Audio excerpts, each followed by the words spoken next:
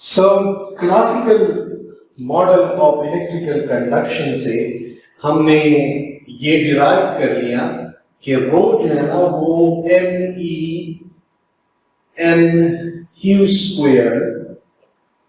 Tau के बराबर है, जहां से मैं टाउ भी निकाल सकता हूं कि ये ME/NQ² रो के बराबर है। ये तो हमें classical model for electrical conduction से ये रिजल्ट मिल गया। लेकिन जब हम फ्री इलेक्ट्रॉन केस मॉडल जो है वो कंसिडर करते हैं या हम आइडियल केस मॉडल कंसिडर करते हैं, तो वहां से हमें पता चलता है कि जो v जो है ना इस मॉडल ने कैलकुलेट की है, जो एवरेज वेलोसिटी इस मॉडल ने कैलकुलेट की है, वो एक्चुअली 10 टाइम्स जो है ना वो लेस है देन द ट्रू वैल्यू। ये वैल्यू एग्जैक्ट नहीं है, जो ट्रू वैल्यू आ रही है ये मॉडल उससे यानी 10 टाइम्स कम वैल्यू वो वैल्यू ज्यादा है। जो मोस्ट इंपॉर्टेंट इसमें है वो ये है कि यहां पर अगर मैं कंसिडर करता हूं जिस तरह हमने टाउ को कंसिडर किया, टाउ को हमने कंसिडर किया कि ये जो है ना वो दो कोलिजन्स के दरमियान यानी सारी जो कोलिजन्स हैं उनमें हर दो कोलिजन्स के दरमियान जो एवरेज टाइम है वो टाउ है। तो इससे हम एक और चीज भी निकाल सकते हैं कि इसको अगर मैं N/V लिख दूं और ये V भी जो है ना वो वही एवरेज वेलोसिटी हो ये वाली, तो इस N को मैं फिर क्या करूंगा, टाउ तो हर दो कोलिजन्स के दरमियान जो है ना वो टाइम है, V वो एवरेज वेलोसिटी है जो हर एवरेज कोलिजन्स के दरमियान हम ले सकते हैं। तो फिर L वो एवरेज डिस्टेंस होगा हर कोलिजन के दरमियान। तो इस L को मैं कह देता हूं कि this is the mean free path.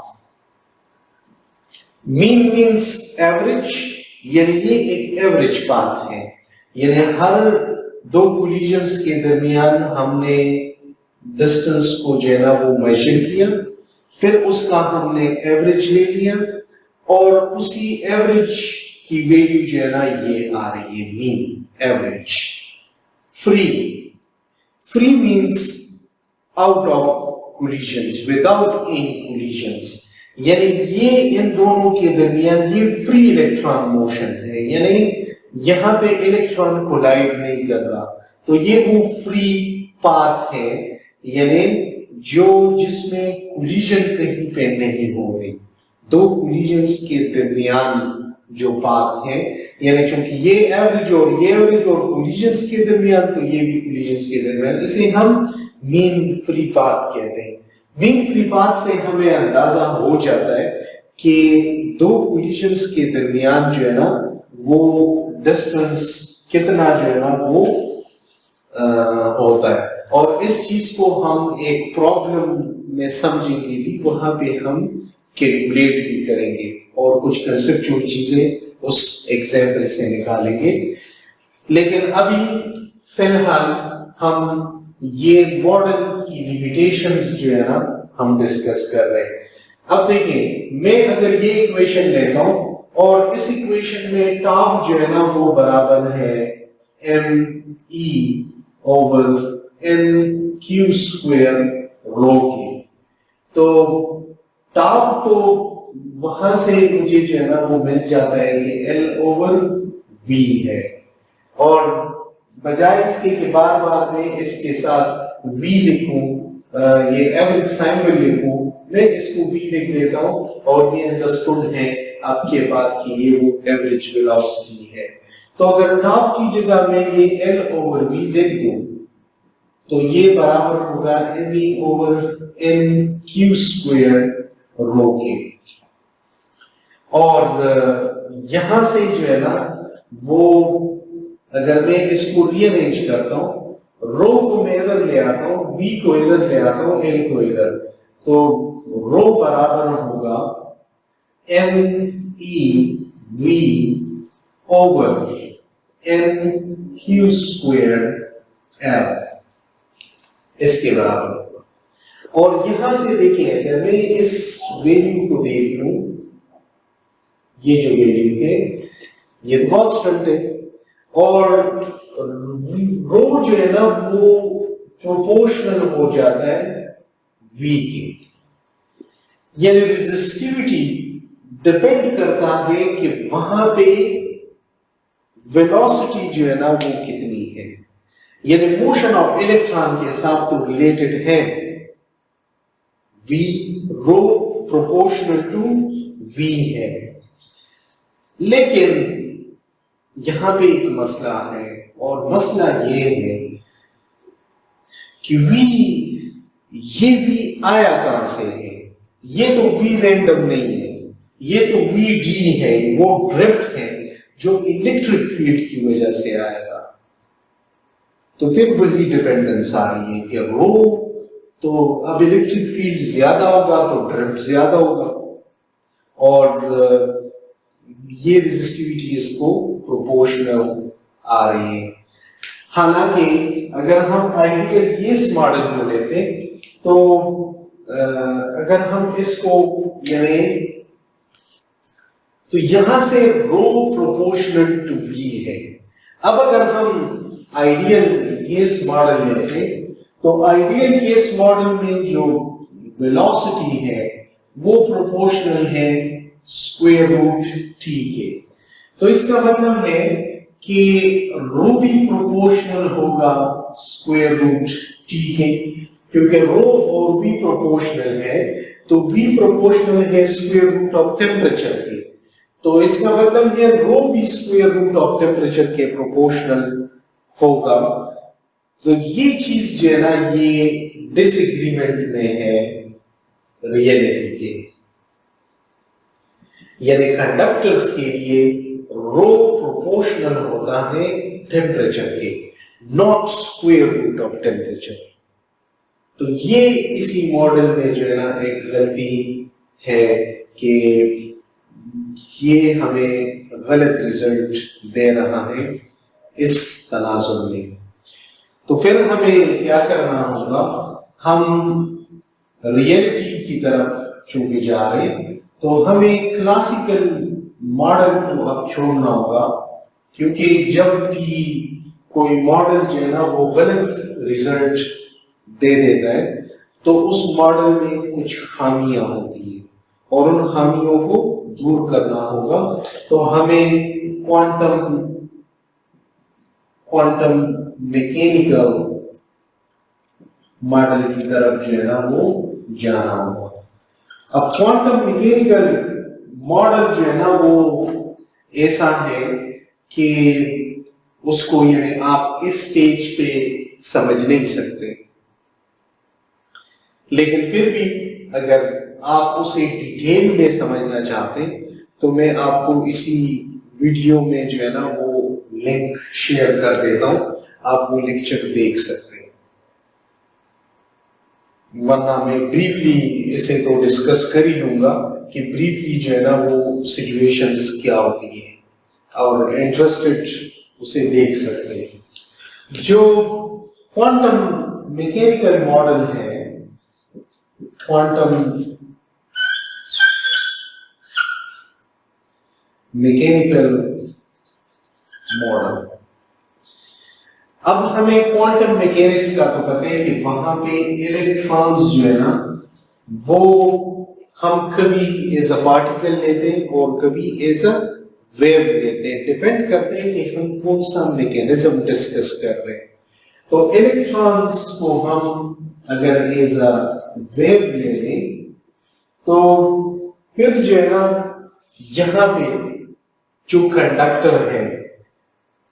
वो कंडक्टर, उसमें जो एटम्स हैं वो जो कि पीरियाडिकली अरेंज्ड हैं, तो एटम्स पीरियाडिसिटी को हम टेकन करते हैं कि एटम्स जो है ना वो पीरियाडिकली अरेंज हैं। अब एक वेव है जो उन एटम्स के थ्रू पीरियाडिकली जा रहे हैं। अब electron behaving like a wave, तो वो उधर जा रहे और उसकी वजह से जो है ना वो क्या होगा कि एटम की पीरियाडिसिटी मेन चीज है। अगर हम आइडियल कंडक्टर लेते हैं तो आइडियल कंडक्टर में 100% पीरियाडिसिटी होगी। आइडियल कंडक्टर है जिसमें कोई डिफेक्ट नहीं है, जिसमें कोई इम्प्योरिटी एटम नहीं है और एटम्स बिल्कुल पीरियाडिकली जो है ना अरेंज्ड है आइडियल कंडक्टर में। तो फिर क्या होगा कि वेव उनसे आराम से पास होता जाएगा और जो मीन फ्री पाथ है वो इंफिनिटी की तरफ चला जाएगा, यानी सिरे से कोलिजन्स ही नहीं होंगी, कोलिजन्स नहीं होंगी, एल इंफिनिटी तक जा रहे हैं मीन फ्री पाथ, तो रेजिस्टिविटी जो है ना वो जीरो की तरफ चली जाएगी, रेजिस्टिविटी मटेरियल की खत्म हो जाएगी और करंट जो है ना वो 100% फ्लो करेगा विदाउट एनी रेजिस्टेंस यहाँ पे, क्योंकि रेजिस्टिविटी जीरो है। लेकिन चूंकि आइडियल कंडक्टर्स तो होते नहीं, तो फिर जो नॉर्मल कंडक्टर्स है उनमें फिर क्या होता है? नॉर्मल कंडक्टर्स में दो चीजें होती हैं। एक नॉर्मल कंडक्टर्स में होती है इम्प्योरिटीज और दूसरी उसमें होती है डिफेक्ट्स, यानी स्ट्रक्चरल डिफेक्ट्स उसमें होती है। इम्प्योरिटी का मतलब है कि उसी कंडक्टर के अंदर कुछ और एलिमेंट्स के एटम्स भी पड़े हुए हैं, तो जो कंडक्टर जिन एलिमेंट्स जिन एटम से बना है वो एटम अलग बिहेव करेंगे और इम्प्योरिटी एटम्स अलग बिहेव करेंगे, तो जो इलेक्ट्रॉन उनमें जा रहे हैं उसको डिफरेंट एनवायरनमेंट मिलेंगी कुछ वक्त के बाद। तो उसी वजह से इलेक्ट्रॉन का जो मीन फ्री पाथ होगा वो अब इस तरह नहीं होगा, क्योंकि उसे आगे डिफरेंट एनवायरनमेंट मिल रहा है। डिफेक्ट का मतलब ये होता है कि एक एटम को एक जगह पे होना चाहिए था,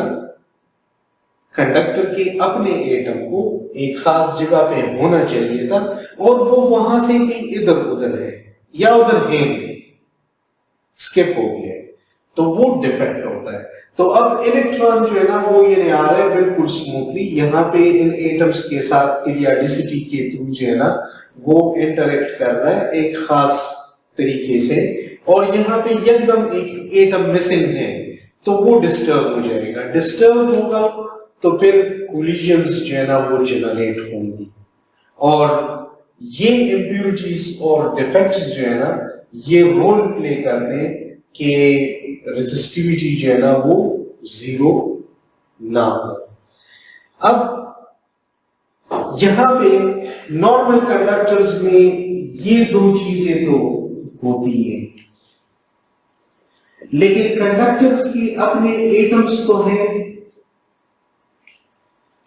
जो इलेक्ट्रॉन है वो इन एटम्स के साथ भी जो है ना इंटरेक्ट कर रहा है, लेकिन अगर ये बिल्कुल पीरियाडिकली अरेंज्ड है तो फिर आइडियल कंडक्टर जैसा समा होगा और मीन फ्री पाथ जो है ना वो इंफिनिटी की तरफ चला जाएगा। लेकिन अगर इसके अपने एटम्स गड़बड़ कर लें तो फिर जो है ना वो आइडियल सिचुएशन नहीं रहेगी। अपने एटम्स किस तरह गड़बड़ कर सकते हैं? यानी वो अरेंज तो है पीरियोडिकली, लेकिन अगर कंडक्टर का टेम्परेचर बढ़ जाए तो टेम्परेचर बढ़ने की वजह से,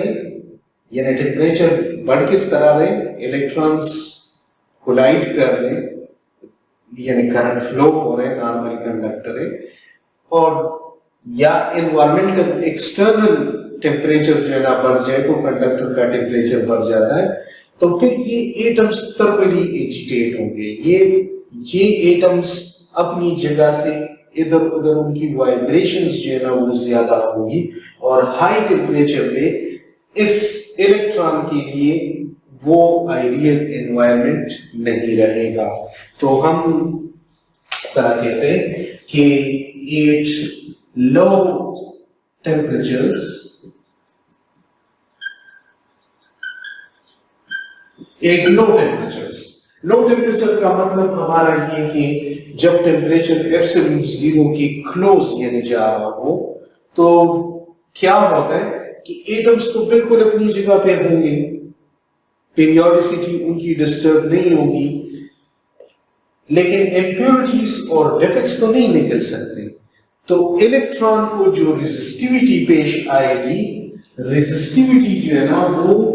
इन दोनों की वजह से होगी, इम्प्योरिटीज और डिफेक्ट्स की वजह से। और अगर हम हाई टेम्परेचर पे जाते, हाई टेम्परेचर की तो कोई लिमिट नहीं है, तो हाई टेम्परेचर पे ये जो रो है, यहां से तो इफेक्ट होगा थोड़ा बहुत, लेकिन ज्यादा इफेक्ट यहां से आएगा, क्योंकि अब अपने घर वाले जो है ना वो इसके साथ टेढ़े हो गए, ज्यादा कंट्रीब्यूशन इसकी होगी compare to defects and impurities, क्योंकि ये तो वो बैरूनी एटम्स हैं जो मटेरियल के अंदर आ गए हैं, और वो बहुत कम होंगे, यानी फ्रैक्शंस में होते हैं, हजारों एटम्स के बाद शायद एक आध एटम हो। लेकिन अपने एटम अगर मसला पैदा करेंगे, उनकी वाइब्रेशंस टेम्परेचर बढ़ने की वजह से ज्यादा होंगी, तो वो रेजिस्टिविटी को बहुत ज्यादा बढ़ाएंगे, तो इनकी कंट्रीब्यूशन ज्यादा होगी कंपेयर टू दिस। तो क्वांटम मैकेनिकली क्या होगा कि ये जो L है, जो मीन फ्री पाथ है, ये कम होना शुरू होगा। जब टेम्परेचर हाई होगा तो मीन फ्री पाथ कम होना शुरू होगा, यानी हम कह सकते हैं कि मीन फ्री पाथ जो है ना अब इंफिनिटी की बजाय जीरो की तरफ जाएगा, कम होना शुरू होगा। तो क्वांटम मैकेनिकली इसे हम अच्छी तरह एक्सप्लेन कर सकते हैं, लेकिन आपके लेवल में के मुताबिक क्वांटम मैकेनिकल ट्रीटमेंट नहीं है। मैंने ब्रीफली जो है ना उसे डिस्कस किया, सादा अल्फाज में डिस्कस किया, तो उम्मीद है कि आपको जो है ना कुछ न कुछ इसकी समझ आ गई होगी।